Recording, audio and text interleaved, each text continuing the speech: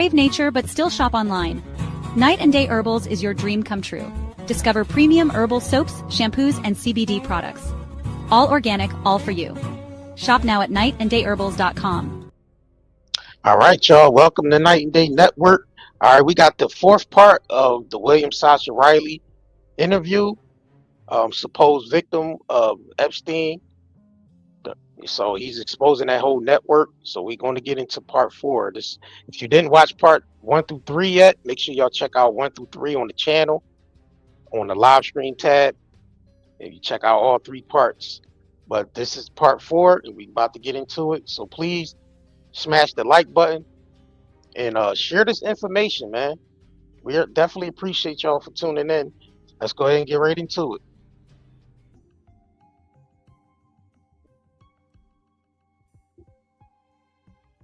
All right, hold on. Let me see. We got some sound here.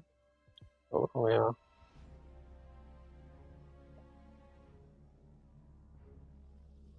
All right, hold on. All right, let me refresh the page.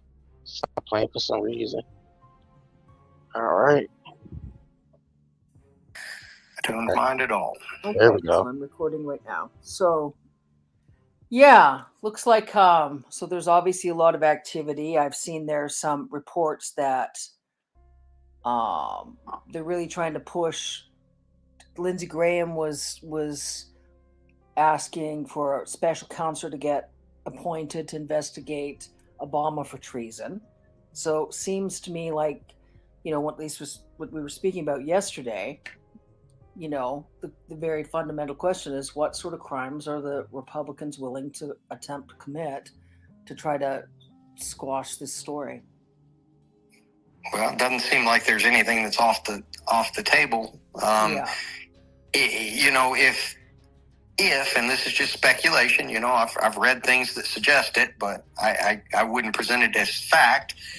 But if they have already used the system to silence Epstein, then you would have to make the logical conclusion that there is no barrier, for them other than what they believe they may get away with. That would, that would just be where I would be from a logic standpoint if I were questioned on what I thought. Yeah, I understand. So let's sort of run through a few things. So I called the federal RCMP yesterday, and unfortunately they just referred me back to a local priest, to the local police here, which they can only really do anything if it's tied to Vancouver Island. And the only way it could seem like it's tied to Vancouver Island if there's some sort of threat or something. That being said, I did have a long conversation with a police officer who had some interesting feedback. And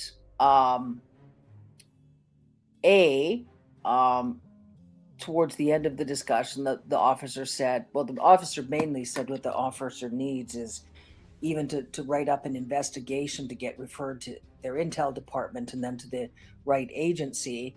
They need some corroborative, not so much evidence in the films, but just reports like, do you have a copy of your military, the years you were in the military? Do you have any copies of the CPS reports and stuff? Because they have some of those documents they can include then to write up, so then goes into their intel department and off to the right agency. Okay. So that's what I sent you an email of, but we can talk about that in a minute, because I think there's some optics there. We want to be careful how we're asking those questions, right? In terms of any flags. So, but then the officer offered to store the audio securely. And B, the officer offered to listen to the audio while, I said, and what about when we get some of these documents? What can the officer look at? And the officer said, then the officer can write up a longer police report with something that sort of corroborates. And by corroborate, I'm not talking about like the films or anything, just like some starting point in terms of an investigation to refer to their intel group and then to another agency, whether it's like regarding national security or whatever. So, Mhm. so I have an idea. yeah. All right. So in 1989, I was housed at a behavioral hospital in Alabama. It's called Charter Woods Memorial Hospital or Mental Hospital. I'm not sure. Mm-hmm. My parents had accused me of being on drugs, so I wasn't. Not at that point in my life. I have experimented with drugs since, but not Mm-hmm. as a child, not willingly as a child. So anyway, that would have been the first time that I talked about Donald Trump specifically by name. So I'm going to go there as soon as I get my bike back. It could be as early as tomorrow, but I'll take a little road trip and see if I can't get that paperwork. The hospital itself has been closed down, but as I understand it, all medical records have to be stored in the medical archives. And I forget which city that's in, but Alabama's not very far from me. So I'll take a trip down there and see if I can retrieve those, because that, in my mind, is the best connection that I have, because I mentioned him by name. That was the first time that I did that. Yeah. Okay. So that's great. Now, I think with the information, if you can't get from them, I know you can file a Freedom of Information Act request. My only concern was that we really look at, if you suddenly start filing all these requests on police reports and CPS reports, would that flag anything? And I don't want to talk to any journalists to get them to flag. I was hoping police requests, and I'm even looking carefully at, how could I look at requesting, or can I do so somehow anonymously? So that's what I'm trying to sort of sort a bit there. What else? Now that would be extremely helpful information, obviously, those files. The other one that you can request that would help would be anything from your interview at Fort Carson. Okay. Are you comfortable to? Well, my biggest thing there would just be, I would just, the military isn't like, if I were to contact Fort Carson now, they would have no idea what I'm talking about. I would have to track down those people that were involved in that investigation. And that is possible. I'm still in contact with some of the people that I served with from that time. So I would just need to reach out to some people and see if that's a possibility. Yeah, that seems like that. So don't contact Fort Carson. What I was hoping is we could get like a copy of your interview from Fort Carson, but I understand with U.S. military, all sort of classifications, that might be difficult. It might be, yes. But they would have records of the films. That's the thing. They would, they would have, I would think. They'd have copies somewhere. That they possibly would. Unless they destroyed them.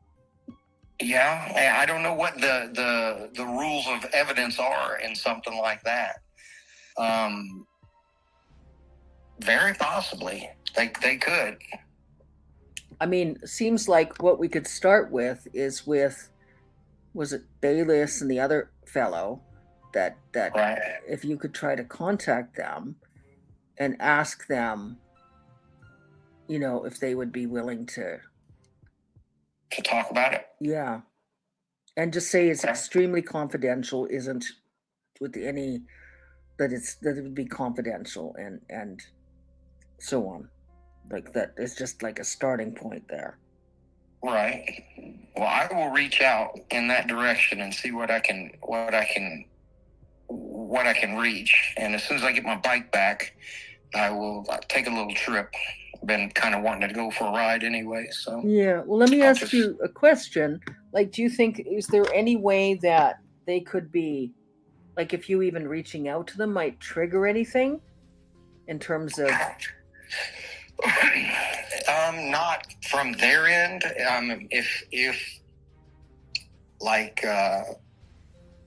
If I'm being monitored, if I'm being passively, surveilled in some way, then maybe, but I don't know. There's so much going on that I would not think that too many resources would be dedicated to me, kind of just the everything that's going on. I doubt it would raise any flags. Mm-hmm. Not unless I could see potentially if I started going and trying to get my CPS reports and contacting Texas, Tennessee, Alabama, and Florida, trying to get the police reports from my childhood, I could see maybe that raising a red flag. Yeah. But as far as just me reaching out to my old Army buddies, I don't think so. I think I could probably communicate with them, see what they remember. So my suggestion is that before you reach out to your old Army buddies, that you get the paperwork from the hospital first, because that's a very important starting point, just in case you reaching out to your buddies would in any way trigger anything. And you can travel there safely to and from and so on. Okay. So yeah, let's get the paperwork from the hospital, and then we can look at reaching out to the Army buddies afterwards. And then whatever of those copies, we'll just figure out how you can just photograph them. And I think with Proton Mail, there's something called Proton Drive, and there's like a certain amount of gigabytes of storage. In fact, I just uploaded one of the audio recordings in Proton Drive because I'm looking at how is most effective to get to the police officer once I go through those other audio recordings. And then on a positive, like the audio, how great, the audio recordings will be stored on a Victoria Police Department's secure server. So that's something that's important. I feel much better about that, actually, as a starting point. So, and then I think now what the police officer said.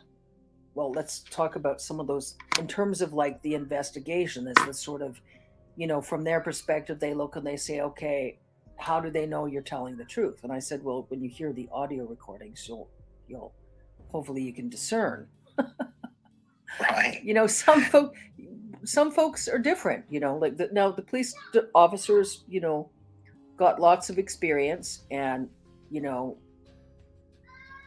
I know the police officers' approach to hearing the audio files would be quite different than sometimes how they might look. So they're asking, well, where did I meet you? Those sort of questions. And I said, well, I offered to help. I tried to provide the right context. So in terms of, I know what sort of questions folks will ask. And so some of the folks, like something that in terms of documentation that helps in terms of with the police is that, that, you were at the Army. Do you have like a document that says what years you're in service that you can send me that we can start compiling? Yeah. I got a DD-214 that gives you my years of service. I can corroborate that like in the next few minutes as soon as I get off the phone. Oh, sure. That's perfect. Because then I can send, when I send a link to the audio files, I can send an email with the document, anything that we have that would help to provide context right now, even before she's listening to the audio files. Yeah. I can upload my DD-214, my most current one, and it'll have both periods of service. It'll have all my schools, all my awards. It'll have everything. So I don't know how familiar you are with the military, but whenever you ETS, whenever your term is up, they give you that document, and it's basically your entire career encapsulated into, mine's 2 pages long. Yeah. So I have no problem sending that to you. And she has relatives. Just to context, I was going to say she has relatives in the military, so she has some context in terms of military family. So the only thing I might redact off of that is my social security number, and I would only do that by putting like a little piece of paper or something where the social security number is. Sure. Just in case it gets passed around, I just don't want my social security number to have access, and I won't even redact the whole thing. I'll leave my last 4 or something on there. That would be perfect, because I think that's pretty standard in Canada on documents, just the last couple of digits. Okay. I'll do that as soon as we get off the phone. I know right where that's at. That's in my go bag. Awesome. Now, then another thing to ask in terms of with the military, when you were questioned, did they give you any documentation when you were questioned about the films? Do you have any notes from those years or anything? No, nothing like that. Okay. I could just remember getting pulled into the office, and really the only question was, you know, these movies are obviously older. How old were you when you did them? Is that you? And how old were you when you did them? Yeah. And you know, I said without seeing the movie, I couldn't tell you, but it started at 9 and ended at, you know, I remember it starting out at about 9 and then it ended around 13. So about the same thing I told you. That hasn't changed over the years. Okay. It is possible, however, that 9 is just where I begin to remember it, and it is very possible that it was happening before that. Mm-hmm. So if I'm inaccurate, that would be the only way that I am being inaccurate, is just not remembering more. Okay. Well, I think when we have some further discussions, sort of, you know, I know how I can ask some questions that might help a bit with memory, but like I say, I'm really focused on what's actually empowering, you know? Mm-hmm. So in terms of like what you feel more freedom about, what's most helpful, you know. Right.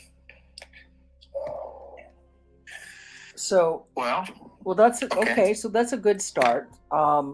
Those documents are great. And do you have any copies of like when did you first, so there's the stuff from when you were younger, CPS report, any mentions of the police incidents. Those ones are super, super important, but we've got to figure out a different approach of getting those, because that would be a red flag if you're asking. And if there was any surveillance on the telephone call, I'm even careful about requesting. So I'm trying to figure out what sort of requests we can get in there, how we can get that information. Like that's where I was hoping. I actually even sent, I forgot to tell you, I sent an Instagram message extremely vague to Alan Analysis. He hasn't gotten back to me yet, but I'll tell you what I said. Howdy, do you signal? I'd like to ask you some questions and provide some information carefully. I've been helping an individual you've been helping.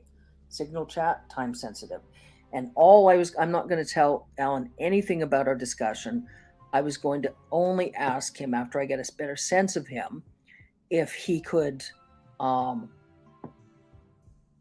share with you the connection that he has. That would certainly be helpful. Yeah, and if he has like, because we've got your text messages, but like if he can like provide copies of what exactly he saw in the Epstein files, or pointers to where we can download them. That's good thinking. I like that. Yeah. And I will send you that, and the states where this happened are problematic just because of how red they are. Texas, obvious. Tennessee's just as red, if not even more so. Alabama is in the same boat, and so is Florida. You know, if like one of the states had been Massachusetts or Delaware or something like that, I would be. It's not even a matter of being comfortable asking for it. It's just like you said, of drawing attention. And if we're not trying to do that at this point, it might. But if there is some sort of way, even electronically, to try to request that. Yeah. I mean, I know I don't know, I'm just thinking. I think, like what the constable said is that, and I did do a little bit of research, like the constable said, you know, that those are requests. The constable, I don't think the constable was quite totally comprehending in terms of safety. Like the constable was still sort of thinking in terms of, well, what could the constable looked at to corroborate? I think when the constable hears testimony and sees some documents, it will be helpful, right? Okay. You know, just some folks are better when they see more. Absolutely. So I think because the constable said, you can request all those documents, Freedom of Information Act, that I could even request them from Canada. But what you and I are concerned about is Roy Black, right? It's Right. just weird. I said to the constable, it could just be coincidence, but abundance of caution. We're careful because obviously the information on Roy Black, and I mean, nobody seems to really have looked much at at William Kyle at all, and it's just a bit odd that suddenly there's Roy Black drops dead a day after we've spoken on with a call dropout. So right. All right. Well, I will forward you those things, and I will start getting me an itinerary to go down to Alabama. It'd probably be Monday, Tuesday, Wednesday of next week, something like that. And it's contingent on me getting my motorcycle back. Okay. So I just spoke to the guy yesterday. The part was on order as of Monday. It was supposed to be in today or tomorrow at the latest. Apparently, it's not that difficult to put on, and after it's on, I should be good to go. Okay. So I'm hoping to get the bike back as early as tomorrow or early next week at the latest, unless, of course, that part doesn't fix it. So yeah. So something else then. So then I'm just sort of like question mark in terms of how to get at those files, all those other sort of reports, because those are helpful context. But the hospital one is quite helpful. But the other reports are really important because there's police. Because didn't you said there was a police report filed regarding the complaint to Samantha, regarding Samantha? Oh, yeah.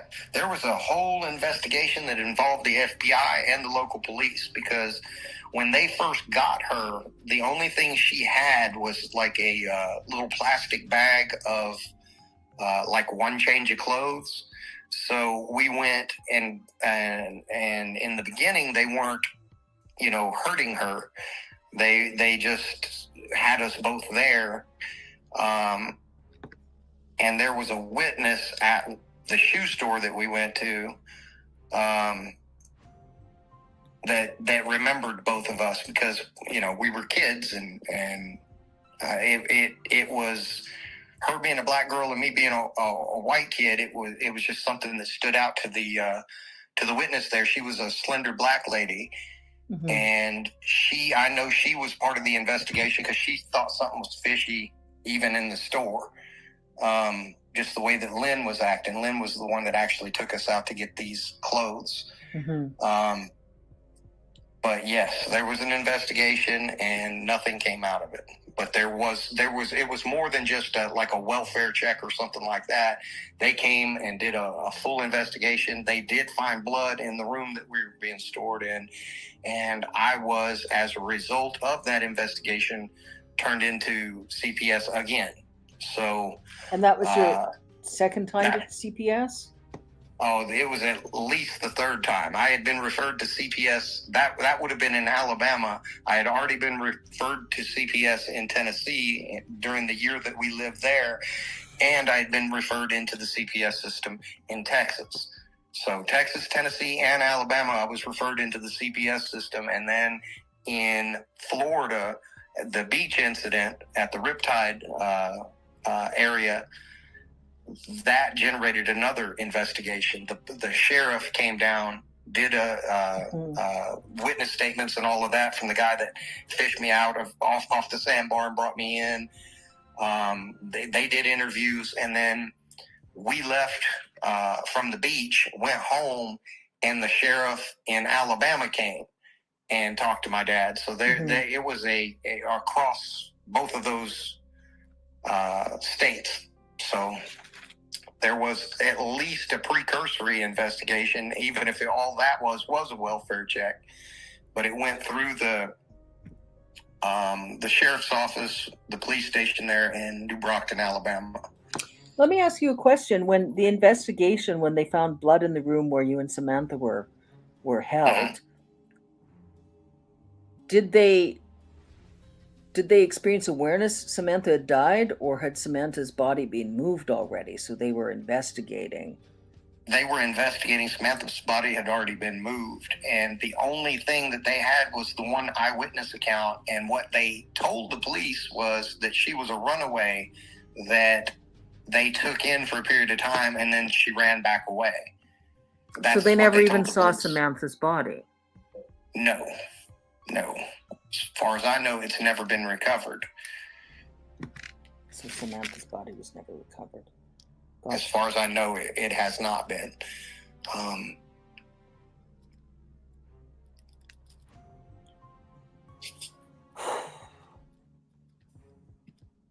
But that blood in that room was from her, because that was the thing. It did not match any of us, and it was hers. Okay. Now, let's see. Trigger warning, ladies and gentlemen. There was a full investigation, and you said you told the FBI what you remembered, or you told the police that? I told the police many years later. Many years later. Okay. But not right then. Recall, many years later. Yes. Okay. I don't think I was even allowed to speak to the That's what I recall. officers. Okay, no, that's okay. That's what I remember you said. So yes. Years later, so let's just jump forward a bit in terms of you told the police when you filed your police or FBI reports years later. So what years did you file those reports? Would have been around 2021. 2020 maybe. 2020, 2021. Yes. Okay. So, and then you told the police. Yes, I said, and you know, I really tried to stick with the things that could be verified, like going back and looking at the investigations and stuff like that. I remember more stuff that you can't get anything to really corroborate. So, you know, I just tried to focus on, okay, well, I know this generated a police report. I remember this generated a police report. So I just stuck to those things, which was kind of the same thing that I did with you. Mm-hmm. You know, now I don't actually have those police reports, but they should exist. Yeah, and those again are ones that you can request copies of those police reports or FBI reports. And that's one of the questions the constable asked me, and I think it's helpful just in terms of perceptually. The constable said, well, why don't you have copies of the police reports? And I said, well, I would ask you that. That's, you know, early in our discussions. Let me ask you a question. When you got the police reports and so on, that was 2020, 21. I mean, I know that when I filed complaints, you don't usually get a copy right away. You have to request the report, right? So when you file those reports, what's the standard in the United States? They offer you copies. Is it just assumed that you would have to request a copy of those reports? I can go. I mean, Lawton is just 30-something miles away. I can go and request, you know, the disposition of that case. I'm sure it's been closed, but I can go request it. Yeah. Okay. I can do that one. Just I don't think that would raise any red flags. Let me see. Let me go tomorrow and see if I can get a copy of that one. That one might be the easiest, the most attainable one for me to get right now. I don't have to cross any state lines or anything to go get that. So the Lawton one is from 2020, 2021-ish. Yes, I could be wrong on that. I'm in my mind, I'm thinking I still had my Jeep. So that would have been around that time, because I was trying to remember what vehicle I drove. And that was the first time as an adult that you'd filed a police report, right? Yes. Okay. Yes. And did you file an FBI report during the same year, or? I reached out to the FBI and spoke to them on, first through social media, and then we did a follow-on back and forth, but that was it. I never went to like the FBI building and sat down and gave a deposition or anything like that. His response was just to go to the local police, and that should trigger a larger scale investigation. So that's what I did. To the best of my recollection, I reached out to the FBI in the beginning because I knew that the FBI had been involved in the one in Alabama, in that investigation in Alabama with in regards to Samantha. Yeah. And also they were involved in the investigation that landed the parents of the girl that I did the one movie with in Tennessee in jail. I know that the FBI was involved in that one as well. So I figured they were, as the larger scale operation, they would be the ones to go to, but they then referred me back down to the local police. Sort of what occurred with me yesterday when I was trying to get in touch with somebody more in international policing with the RCMP. They seem to, whatever their sort of procedures are, they seem to sometimes get a little caught up in following procedures instead of thinking like of the specifics of each case. So right. I understand. So, okay. So you talked to the FBI. They told you to go to the police. You filed the police report, and you can get a copy of the report in Lawton. Yes. Now, I'll do that tomorrow. Okay. So Friday, will you just sort of like, let's sort of set a sort of standard about check in with me morning and evening wellness checks. Okay. I would just feel better. Yeah, absolutely. Okay. And I will get you the DD-214. I'll get you that in the next few minutes here. So DD-214, and then Friday you'll get the police report. Yes, and then the medical, the paperwork from the hospital. That's a little bit more of a involved process, but sure, I don't mind riding. Okay, so ride down to Alabama and grabbing that. Okay, so DD-214, police report, paperwork from hospital. Then we're looking at the Army buddies, Fort Carson Army buddies. Yes. And while we're sort of sorting out in terms of all of the other police reports you mentioned in, would you be mentioned in the report where the other girl's parents were charged? Yes, because they investigated my parents. They knew it was me in the video. They just didn't have enough evidence to convict my parents. They got the girl's parents because even though they were careful not to show the faces of us, the children in the film, they had enough identifying features of the house, of the basement where we filmed the film, and it was the house of the parents of the girl is where we filmed it. Okay. So those are really important reports to get, but we've got to figure out how to get those safely, because those could certainly, if there's a bunch of those that you request, they could get flagged.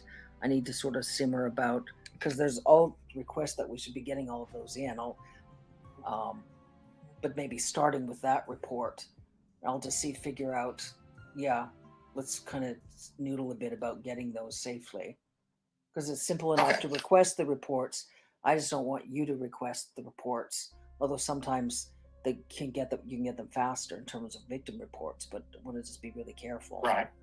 Right. And then I just feel like super careful with Alan as well, right? Because I was looking at some of Alan's posts, and Alan seems to like to sort of post about, when Alan's posted something that the MAGA Republicans have gotten angry at. So we want to be careful that Alan wouldn't, not to say a bunch of swear words, fuck shit up. I kind of got that from the Ed Opperman report. So and my concern, I'm telling you there, when you mentioned Amanda, I'm like, there's just something odd about Ed Opperman. Either Ed Opperman is like sort of a sleazy ambulance chaser, or Ed Opperman's a sleazy ambulance chaser, and there's some connection in terms of like some different layers of the Trump Epstein pedophile enterprise, that they were using pilots and PIs to recruit, traffic, and silence victims. Yeah, I think that would be an accurate deal. Yeah. So, okay. Well, this stuff is all sort of helpful starting. I really, again, like super quiet until after Monday or Tuesday for sure. super Yeah, careful. I think it would really help us been. not to even look at the news much. Because I don't, just like super selective looking at the news. I think because there's might be a lot of announcements suddenly, and we don't want to behave distracted or blindsided. Well, I have been being very careful, so I will continue to do that, and I will get you those papers here in just a minute. Awesome. Now I just wanted to, there's something else I was going to ask you. I guess we covered most of it right now. Oh yeah, just like in terms of getting a copy, gets information from Alan in terms of either a link to where in the public archives the mention is of William Kyle, or, you know, Alan to send you copies, even screenshots as a start and a link. Okay, I haven't been back in contact with him since I gave you that information, but Okay. I'm getting the paperwork right now and seeing what I got here. All right. Has Alan posted recently? Have you noticed? I have not. I've only had the interactions that I've discussed with you with him. Okay. So outside of that, Yeah, it looks like last time was 20 hours ago. Maybe. oh, here, I already got it. Here's my DD-214. Awesome. Okay. Yep, right on top. Woohoo. Oh, and it's already redacted.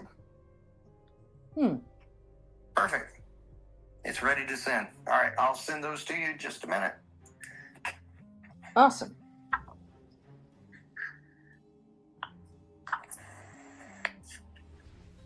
Oh, just a second. Okay. Yeah, I was just checking that. Okay, yeah, no, we're good. Yeah, get those off to me, and I feel like yeah, I'm gonna snorkel a bit. Okay, sounds good. I hit Well, some I'll golf check in balls with you. yesterday. I'm gonna snorkel a bit and stuff, and then I'm just sort of pacing in terms of going through those audio. But at least it's all underway now, and so on. And I'll get some other copies to some other folks today. All righty, sounds good. And I'll get you these. You'll get them in the next 5 minutes, probably. Sounds good. All right. Talk to you in a little bit. Talk to you soon. Bye-bye. Bye. Are you okay if I record right now? Yeah, you can. Okay. Well, you know, what was going on there in Alabama where they got caught with those 10 kids, that's just essentially what I came from, something like that. And as I understand it, 5 of the kids out of the 10 were related to the people running the operation. The Trump Epstein operation. Yes. Yeah. And, in as much as these people are going to go down, they were working for somebody. Yeah. So, I'm sure that those people, and they deserve to go to prison and all of that stuff, but they were running this deal and filming their films and doing all the things that they were doing for somebody else. So whoever, Epstein's not running it anymore. Ghislaine Maxwell's in prison, but I would just about guarantee you that wasn't the end of it. Yeah. So with those, when we were just discussing with the parties, those torture parties with the girls at the brothels, they'd go to the parties, and often they didn't come back from the parties. We summarize again what was going on there. Well, sometimes they would go to the party and they would be beaten to death or tortured to death at the party by the client. Other times they would go to the party, and depending on I know sometimes the status of the person that the girls had been an escort for would be problematic because they wouldn't want to leave like a witness. So you mean like it was an individual that was considered high profile? Yes. I couldn't name names on that. I don't know who, but yeah, sometimes they didn't want to leave the girl alive. So how often, when the girls from the brothels would go to the parties, how often did the girls not come back? If I had to guess, I'd say like half the time. Half the time. Yeah. The parties weren't something that happened all that often. Like it'd be around like the federal holidays and stuff like that, Labor Day, or, 4th of July, where you typically would think of as a 4-day weekend. Yeah. And, not all of them had parties. Well, I guess all those bigwigs have parties, but, not all of them were those type of parties where they had underage people, I guess. So I don't know how that part was organized. Yeah. Yeah, so they seem to tie the parties with holiday weekends and things where could be presented sort of like, oh, they were just, it was a Labor Day party, or it was like a Right. Christmas holiday parties, some parties at the locations, but it was always where the parties were then dwindled to 8 or 10 of the more depraved pedophiles. Yeah. This was when a lot of the more depraved torture and rape and murder occurred, correct? Yes. Okay. And I just think that that's an important distinction, because a lot of those people that did go to those parties and might have done some cocaine and might have, had an affair or whatever with an escort, it just doesn't rise to the level of what happened towards the end of them. That's a different, there's an illegality of what happened in the beginning of that, but then there's, obviously there's different levels of everything. So, and I think to some degree, the people that were waiting there to the end of the party, I mean, they're using all of those other big names and stuff that may have done things that they're not proud of as cover. Yeah. It couldn't have possibly happened at this party because, hey, everybody and their brother was at that party. Well, I think they were and I think they were probably trying to get information on all of those attendees and sort of to use as a protective blackmail layer regarding the more depraved torture and murder of American children. Yeah. Did you ever, in those years, see anyone other than American children? Okay. Let me ask you another question. Now, something I think just contextually and just more to get a sense. I know it's not what you would want to swear in a Bible because your recollection is unclear, but you talked about that there are individuals that you thought might have been involved, that you said at parties that had assaulted you. Are you okay to talk about some of those individuals? Now, I'm asking specifically to get more context, but specifically, especially in terms of how we're looking at proceeding prosecutorially. I want to make sure we're talking to the right folks, especially considering how many folks did attend some of those bigger parties before these whittled down to the hardcore torturers. I've really kind of shared the people that I have a clear recollection of. The rest of it just kind of melds together into something that I can't verbalize well enough to make an accusation in any direction. Yeah. And for some of that type of stuff, you just kind of just go off into another place. There's really no other way I can describe it. Yeah. So, I mean, you deal with the aftermath, mm-hmm. but as far as the actual incidents, most of them are blurred out, Mm-hmm.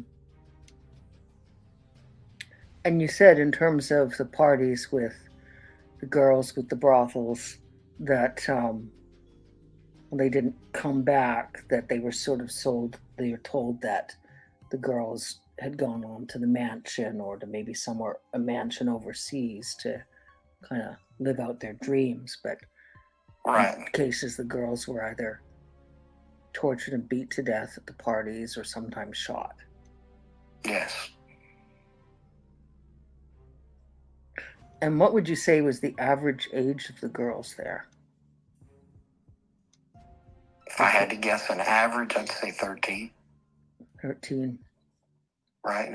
A couple, maybe a year or two younger, a bunch of them around that age. And by a bunch, I don't think there was ever more than 5 or 6 there at a time. But even in the short time that I was there, you know, it was, Samantha was the only one that was there when I had gotten there, I think. Yeah. So. And you said, so 5 at a time at the brothel? Mm-hmm. Okay. Something like that. And then at the parties, when it was just like the 8 or 10 of the more depraved pedophiles, how many kids at the parties then? Just, you know, maybe a couple. A 3. couple, 2 or 3. Yeah. So 8 to 10 adults and 2 or 3 children. Mm-hmm. And you said that adults would vary party to party, but some of the adults were similar, or the adults were different party to party? There were faces that that I saw more than once, and you know, in being able to recognize people, I have given all the ones that I really kind of recognize. Yeah. But you would get a sense of who was more safe than others. Yeah. Yeah, my sense is that how it was sort of organizationally structured is that there were sort of satellite setups, that there was more use of the smaller airports and even the smaller planes to transport, and there was use of private investigators to recruit and then get intel, even kidnap and then silence victims, and that they did use the bigger parties to provide sort of criminal cover for the more targeted parties, and that they tried to keep a tight lid on the targeted parties in terms of the number of pedophile participants and the number of children per party in terms of victims. Right. And there could have been other locations, like you said, you didn't experience awareness of, where the perpetrators would target different victims in different locations, 2 or 3 at a time. Oh, I'm sure that they had, I don't know, it was almost, looking back on it, it was pretty well organized. So yeah, it would be hard for me to believe that it was only happening in that one place. I never went to a different place that I can recall, but yeah, and I would think. Sorry, go ahead. Oh, no, it's okay. And do you have any sense of where, like, you said there was lots of farms, different locations, but were you taken more often to one specific farm that you seem to remember more? Is that correct? No. There was one in Tennessee that I went to a couple of times. And then another one in Alabama a couple of times. And then I can't really remember specifics other than those 4. Yeah. And then one, let's see, we went back to that one. That was those 2 times. Yeah, that's really all I have much of a recollection of. I know that I attended more things than just that. It's just that as far as the specifics go, yeah, in terms of locations, it's hard. Yeah, it's their old memories too. Some of them go back, like 9 years old. Yeah. Okay. So,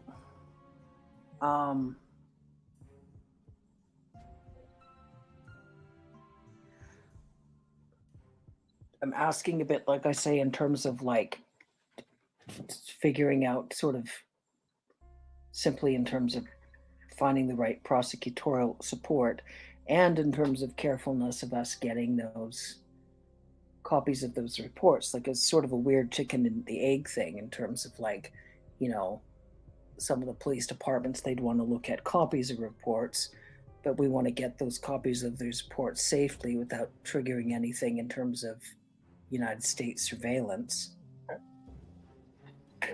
Well, all I can do is ask them, you know, like if I'm being watched, then they're going to see what I do. But I don't know. I can't really worry about it anymore. No, you can't. You can't. You can't. I mean, what's your sense in terms of what's really right for you? I have no idea, to be honest. Yeah, I'm kind of curious. I want to go up there and get that police report, and if I'm able to get that, then I'm excited to try to get the next thing. But I just have to make some headway somewhere. Yeah, well, let's just go report by report, and I'll figure out. I know that there's a bunch in terms of Freedom of Information Act requests. I want to talk to the police officer again here. I mean, obviously, whatever the police officer talked to the police officers in the Intel division, they wanted to call me. So, like I say, I'll follow up and I'll say, look, we have these other reports. I can say to them, see if we get sort of the document I've got filled out a bit in terms of list of evidence. You can just say here, there's a, you know, just list of the number of police reports from childhood, CPS reports, all those ones. And then we can just sort of look at what we've requested, get some information. Then I can, when I get the flash drive or the audio, so the different documents to the police officer to listen to, then I can say, here, look, this is what we've worked on, been working on so far. And I'll just tell her my concerns in terms of if we ask for a bunch of these reports, is it going to flag anything, you know, that would be in any way, you know, considering the situation. I'll just ask if they can run the reports even. Okay. Or who they could tell me that could run the report, some of those reports, that I could ask if the police department can't. There must be somebody else who I can speak to on Vancouver Island that can just run those reports, or in Ottawa or something without flagging anything. Some of the journalistic organizations where there's tons of requests going through, I just want to be super careful in terms of where the request comes from, you know, just so there isn't any inadvertent attention on you, right? Right. You know, obviously, man, I'm fried. Pardon me? I said I am fried. I'm gonna have to let you go. I gotta listen to some music, man. Yeah, no, don't worry. Are you okay? Yeah, I'm okay. This just really takes me to a kind of a dark spot, man. And I kind of need to listen to some music for a while. Okay, no, I understand. Enjoy some music, enjoy some quiet, and you know, take care. All right, I'll talk to you later. Okay, I'll talk to you soon. Bye-bye. Bye-bye. All right, y'all. That concludes part 4, man. If you didn't check out part 1 through 3, make sure y'all check out 1 through 3 on the channel. This is some heavy stuff, man. Like, I mean, this is all from, you know, gotta see it's all alleged, because, you know, until, you know, you start seeing more evidence come out, then we can start kind of piecing things together. But this was a start with him putting out this, doing this interview, putting out this information. You know what I'm saying? Like I said, y'all can watch 1 through 3 on the channel. This was part 4. And yeah, so tomorrow we gonna be live. Tomorrow we got another victim speaking out. This time it's a woman. So we will be live. Make sure y'all subscribe to this channel. Turn on all notification bells for when we go live or post content, because we will be continuing this this Epstein expose criminal network, because there's more players involved. Not just Epstein's dead, Ghislaine in jail, the operation still continues. They not locking nobody up. Like, so it's going to be up to the people to really put the pressure on them, because they talking about releasing millions of Epstein's files, but it's like, for what? Is anybody going to jail? Is there anything in them files that's, criminalizing people? Basically, where people can go to jail if you know, skimming through the files and redacting everything. They just basically covering it up and protecting special interests, basically. So yeah, we gonna catch you up back here tomorrow. Make sure y'all subscribe to the channel, and peace out. If you crave nature but still shop online, Night and Day Herbals is your dream come true. Discover premium herbal soaps, shampoos, and CBD products. All organic, all for you. Shop now at nightandayherbals.com.